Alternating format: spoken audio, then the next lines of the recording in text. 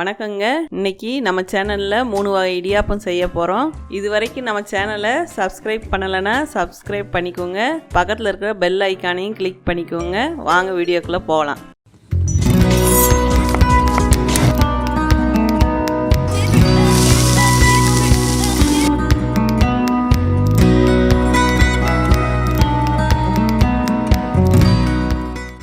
நம்ம இன்றைக்கி இடியாப்பம் செய்ய 1.5 உலக்கு இட்லி அரிசி எடுத்துருக்கோம். அந்த அரிசியை 2 தடவை நல்லா தண்ணி ஊற்றி கழுவிட்டு 3ஆவதாக தண்ணி ஊற்றி ஊற வச்சுருவோம். ஒரு 5 மணி நேரம் ஊறட்டும். இப்போ 5 மணி நேரம் ஊறிடுச்சு. இப்போ கிரைண்டரில் போட்டு அரைச்சிக்கிடுவோம். நல்லா வலுவலுன்னு அரைச்சிக்கிடலாம். அரைக்கும் போதே கொஞ்சம் உப்பு கொஞ்சம் போட்டுக்கோங்க. நான் அரைச்சிட்டு உங்கள்கிட்ட காமிக்கிறேன். மாவு இப்போ நல்லா அரைச்சிட்டோம். வாங்க இப்போ மாவை எப்படி வதக்கலான்னு பார்ப்போம். இப்போ ஒரு கடாய் வச்சுக்குவோம். கடாயில் கொஞ்சம் நல்லெண்ணெய் ஊற்றிக்கலாம். நல்லெண்ணெய் ஊற்றிக்கோங்க, அப்போதே நல்லா வாசமாக இருக்கும். இப்போ அதில் அரைச்ச மாவை ஊற்றிக்கலாம். மாவை ஊற்றி கிண்டிக்கிட்டே இருப்போம். கை விடாமல் கிண்டணும், இல்லாட்டி அடி பிடிச்சிரும். நான்ஸ்டிக் வடச்சட்டிலே கிண்டுங்க, அடி பிடிக்காது.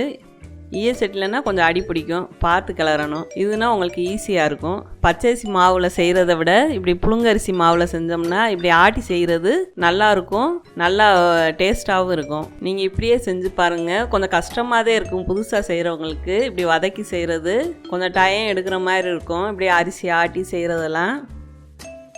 ஆனால் இதே உங்களுக்கு நல்லா டேஸ்ட்டாகவும் இருக்கும்.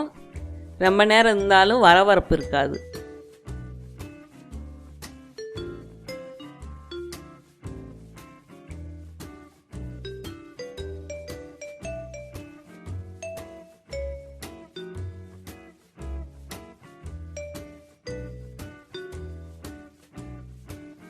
இப்போ நல்லா வதங்கிருச்சு. இந்த மாதிரி சட்டியில் ஒட்டாமல் வதங்கணும், அதையும் பக்குவோம். இப்போ வதக்கிட்டு காமிக்கிறேன். நல்லா இப்போ வதங்கிருச்சு.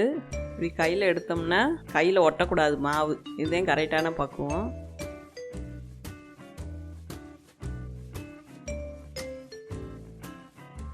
இப்போ இட்லி தட்டில் இப்போ பிழிஞ்சு விட்டுறலாம். அப்படியே பூ மாதிரி விழுகும். இதை பிழிஞ்சு எடுத்துக்குவோம். இப்போ ஒரு இட்லி சட்டியில் தண்ணி ஊற்றி வச்சிட்டோம். இப்போ பிழிஞ்சதை அதில் வச்சு வேக வச்சிடலாம். ஆவியில் வேக வச்சிடலாம்.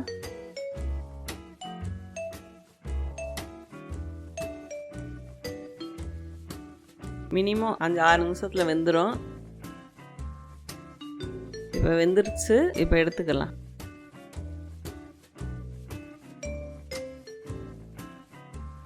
நல்லா பூ மாதிரி வெந்துருச்சுங்க.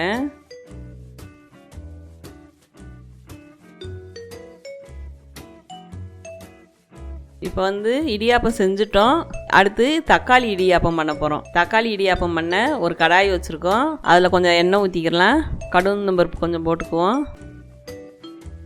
கடுகு நல்லா பொரியட்டும். கருவேப்பிலை போட்டுக்கலாம்.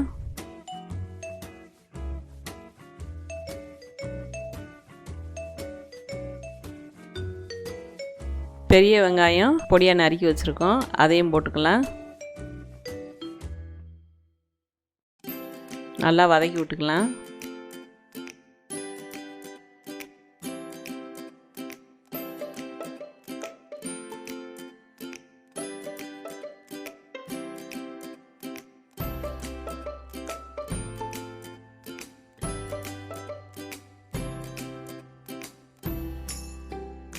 உப்பு கொஞ்சம் சேர்த்துக்கலாம்.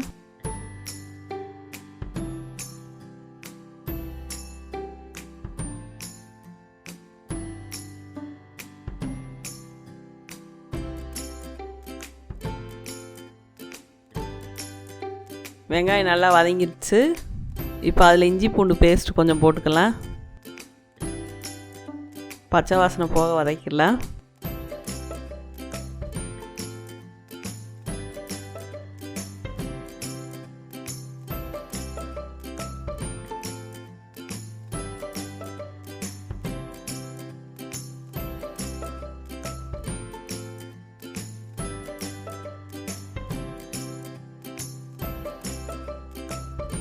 இப்போ நல்லா வதங்கிருச்சு. இப்போ தக்காளி ஒரு 4 பழத்தை மிக்சியில் நல்லா பேஸ்ட் பண்ணி போட்டுக்கலாம்.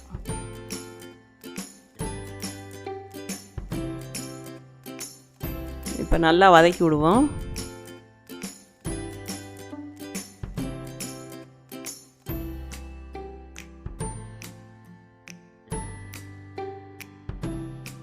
தக்காளி நல்லா வதங்கட்டும்.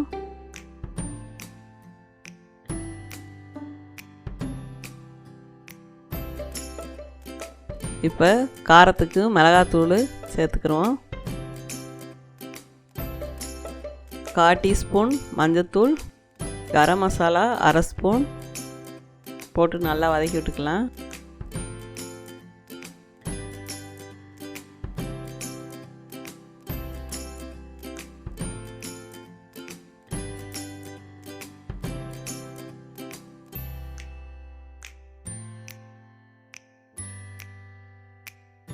தக்காளிக்கு தேவையான உப்பு போட்டுக்கலாம்.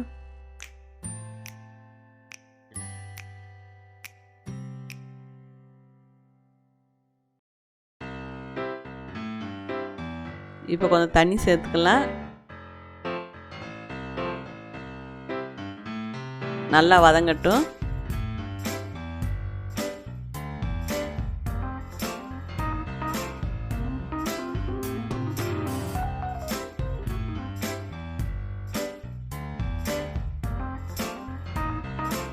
கொஞ்சம் மூடி போட்டு மூடி வச்சுருவோம். கொஞ்சம் நேரம் வேகட்டும் தக்காளி.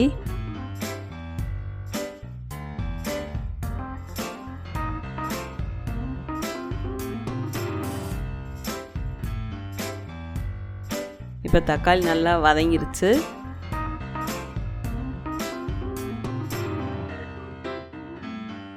இப்போ இடியாப்பத்தை அதில் போட்டு கிளறிக்கலாம்.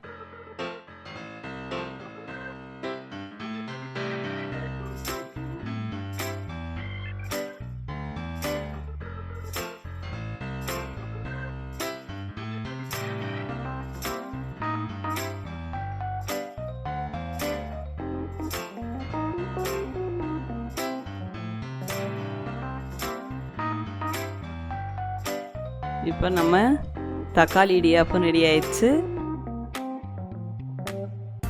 அடுத்து லெமன் இடியாப்பம் செய்ய போகிறோம். இப்போ ஒரு வடை சட்டி வச்சுருக்கோம். அதில் கொஞ்சம் எண்ணெய் ஊற்றிருக்கோம். கொஞ்சம் கடுகுந்தம்பருப்பு, கடுகு பொரியட்டும். கடலைப்பருப்பு சிறிதளவு, கருவேப்பிலை கொஞ்சம், இஞ்சி 2 துண்டு நல்லா வதக்கி விட்டுக்கலாம்.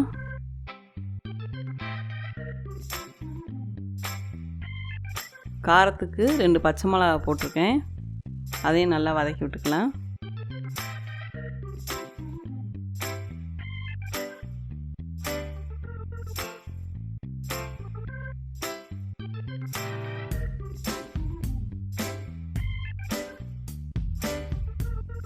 கொஞ்சோண்டு பெருங்காயத்தூள் போட்டு வதக்கி விட்டுக்குவோம்.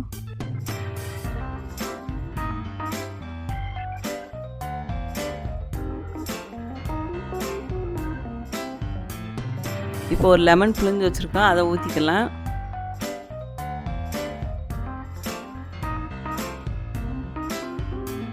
லெமனை ஊற்றின உடனே அடுப்பை அமர்த்திடணும்.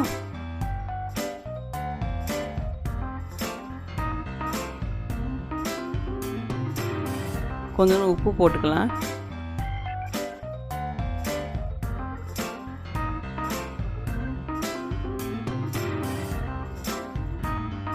கொஞ்சம் மஞ்சத்தூள் போட்டு லேசாக ஒரு கிளறு மட்டும் கிளறி விட்டுருவோம்.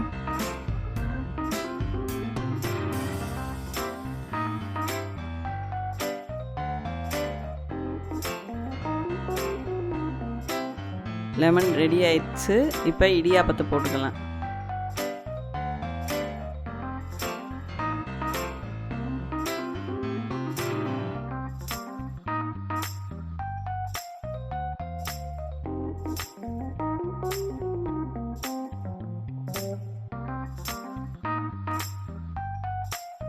லெமன் இடியாப்பம் ரெடி ஆயிடுச்சு.